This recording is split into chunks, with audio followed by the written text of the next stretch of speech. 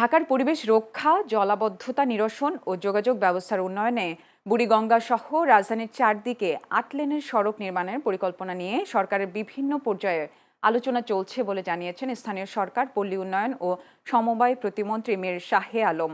আজ কামরাঙ্গীরচরে দিরাই খাল পরিষ্কার পরিচ্ছন্নতা অভিযানে অংশ নিয়ে তিনি একথা জানান। প্রতিমন্ত্রী বলেন, ক্লিন ও গ্রিন বাংলাদেশ গড়তে দল মত নির্বিশেষে সবাইকে ঐক্যবদ্ধভাবে কাজ করতে হবে। ঢাকার চারপাশের নদী খালগুলো পরিকল্পিতভাবে সংস্কার ও দখলমুক্ত করা গেলে নৌপথের পাশাপাশি সড়ক যোগাযোগেও বৈপ্লবিক পরিবর্তন আসবে।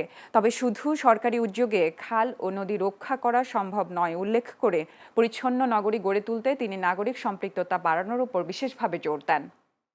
ঢাকা নগরীর চারদিকে চতুর্দিকে ৮ লেনের রাস্তা করে চতুর্দিকের নদীগুলোকে সংস্কার করে যাতে নৌ চলাচল এবং সড়ক চলাচল মানুষের সুবিধাজনক অবস্থায় নিয়ে আসা যায়, এই জন্যে আমরা বারবার মিটিং করছি, আলোচনা করছি, কাজ চলমান আছে, আমরা সিদ্ধান্ত নিয়েছি।